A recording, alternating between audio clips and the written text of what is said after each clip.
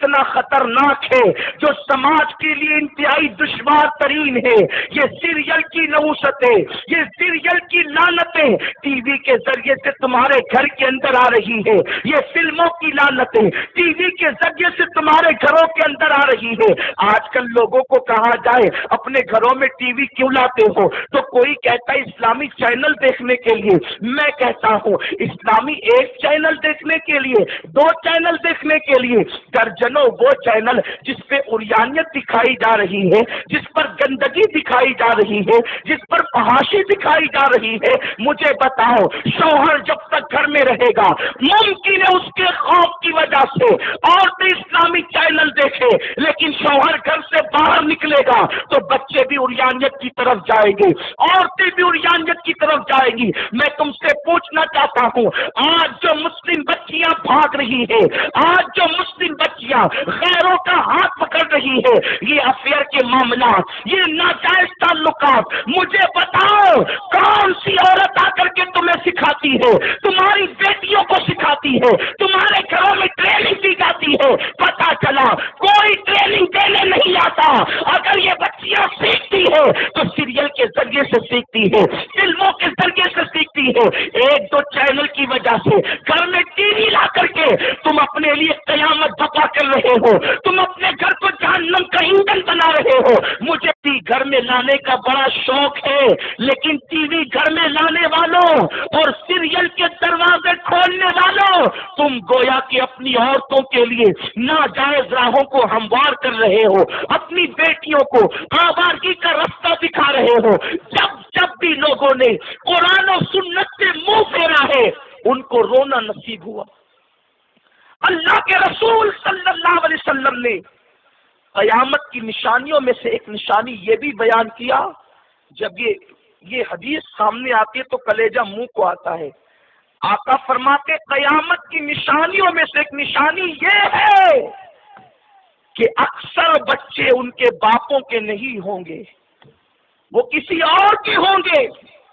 زنا اتنی کثرت سے ہوگا کہ بچوں کی اکثریت ناجائز ہوگی۔ آج آپ اس کو بھی دیکھ لیں، اور میری زبان حیا اس بات کی اجازت نہیں دیتی کہ میں ان الفاظ کو اپنے الفاظ میں تشریح کر کے آپ کے سامنے پیش کروں۔ اہل خیرت پر آیا ہے، اہل شعور جانتے ہیں، دانشوروں کے سامنے یہ منظر موجود ہے کہ اللہ اکبر، زنا کتنی کثرت سے ہو رہا ہے، زنا کو کتنا عام کر دیا گیا ہے، اور اس کا سب سے بڑا سبب گھروں میں سیریل ہے۔ سیریل کے مناظر وہ ہیں کہ بچیوں کو باضابطہ طور پر ٹریننگ دی جاتی ہے۔ میرے پیارے آقا علیہ السلام کے پیارے دیوانوں، ظاہر میں ہم نے اپنے حلیے کو دیندار بنایا، ہم نے ظاہر میں اپنے آپ کو تبدیل کیا۔ اللہ اکبر، اللہ اکبر۔ میرے پیارے آقا علیہ السلام کے پیارے دیوانوں، دلوں سے خشیت ربانی ختم ہو گئی، دلوں سے خوف خدا ختم ہو گیا۔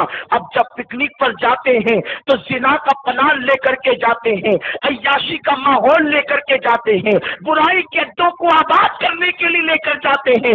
میرے پیارے آقا علیہ السلام کے پیارے دیوانوں، اللہ کے حبیب کے فرمان کا مفہوم ہے، میرے آقا نے ارشاد فرمایا بعض گناہ ایسے ہیں جن کی سزا اللہ دے یا نہ دے مولا کبھی معاف کرتا ہے، کبھی سزا دیتا ہے۔ بعض گناہ ایسے ہیں جن کی سزا دنیا میں دیتا ہے اور آخرت میں بچا لیتا ہے۔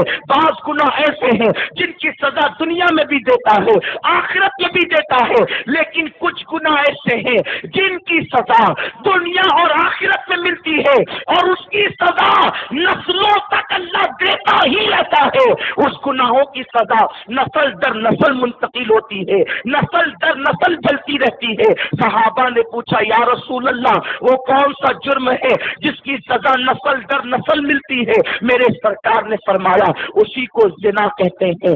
آج زنا کو عام کر دیا گیا۔ میرے آقا مصطفیٰ کریم رؤوف الرحیم صلی اللہ علیہ وسلم فرماتے ہیں عورتیں کپڑے پہننے کے بعد بھی ننگی رہیں گی۔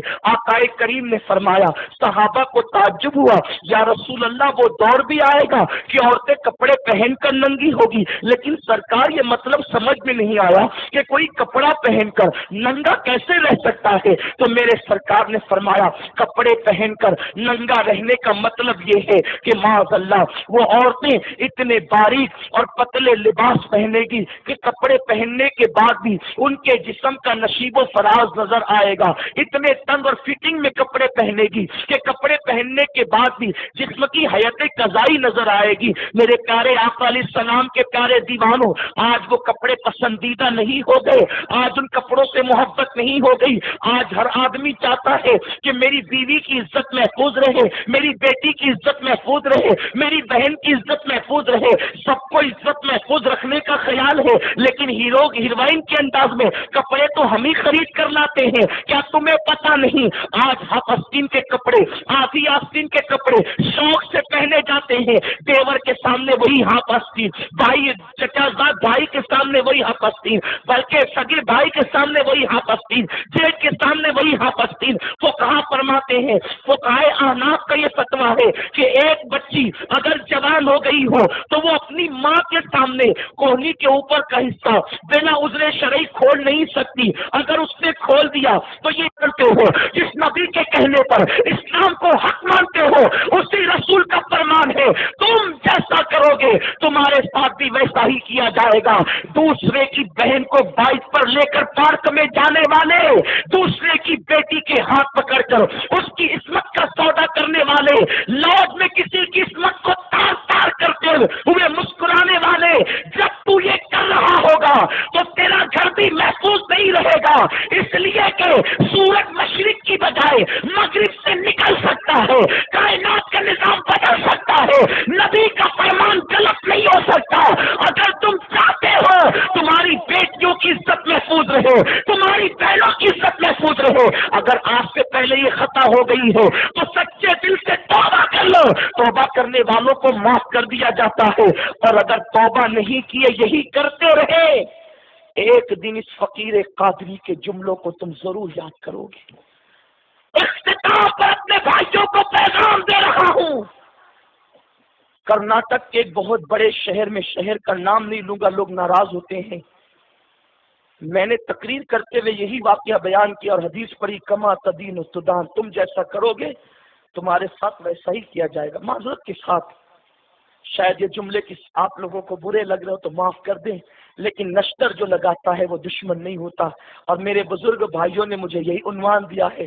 तो जब मैंने ये हदीस पढ़ी ना कि तुम किसी की बहन के साथ खयानत करोगे तो तुम्हारी बहनें भी महफूज नहीं रहेगी, बयान करके मैं बैठा ही था, एक लड़का खूबसूरत जवान रोते हुए आया और मुझे उसने स्टेज से नीचे उतारा। मैं उतरा, उतरते वक्त मुझे थोड़ा सा तरद्दुद हुआ कि ये क्यों रोता है। जब मैंने कहा तो उसने मेरा हाथ पकड़ कर कहा, आपने हदीस सही पढ़ी, मैं उसकी तस्दीक करता हूँ। मैंने कहा मेरा तो ईमान है, ये बताओ तुम कैसे तस्दीक कर रहे हो। कहा कि चंद दिनों पहले की बात है, यहाँ से हम लोग जो है वो शहर के बीचों बीच एक पार्क है, उसी के करीब लॉज है, दोस्तों के साथ जब मैं लॉज में गया तो हौज मौज करने के लिए हमने अजराए मजाक उस लॉज के मैनेजर से कहा, जरा बताना तेरी लिस्ट में कौन सी लड़कियां हैं ताकि हम उन्हें मंगवा कर उनके साथ ऐश करें। तो उस लॉज के मैनेजर ने कहा, फोटो देख लो, जिसका इंतखाब करोगे पेश कर दी जाएगी, इतने पैसे होंगे, ये होंगे, और सारा मामला तय हो जाएगा। तो वो लड़का कहता है मुझसे, अल्लाह की इज्जत की कसम, उस लड़के ने कहा रोते हुए, जब उस लॉज के मैनेजर ने फोटो को काउंटर पर बिखेरा तो एक चेहरे पर नजर पड़ी तो मेरे दिल में आग सी लग गई। उस हुस्न को देखकर मेरे पैरों के नीचे से जमीन खिसक गई। उसी फोटो पर मेरी नजर जम गई। मैंने उठाकर उसको देखता रहा, मुझे यकीन नहीं आता था कि मैं फोटो देख रहा हूँ या ख्वाब देख रहा हूँ। मैंने कहा क्यों?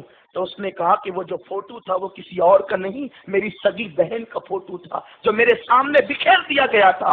ये सूरत हाल है ए उम्मत के नौजवानों। आज अफ्रीका की सरजमीन पर हालात ये है कि मुसलमानों को कत्ल करके ان کی لاش کو بھون بھون کر کفار کھا رہے ہیں۔ سیریا کا حال یہ ہے، مزارات اولیاء کو شہید کیا جا رہا ہے، مسلم نوجوانوں کو کفن تک میسر نہیں۔ ہندوستان کے مسلمانوں، تم کس دن بیدار ہوں گے؟ تمہاری آنکھیں کب کھلے گی؟ کیا جوانی اس کے لیے تھی جو تم کر رہے ہو، یا جوانی اس کے لیے تھی جو محمد بن قاسم نے کیا، جو طارق بن زیاد نے کیا، جو علی اکبر نے کیا؟ جوانی عیاشی کے لیے نہیں ہے،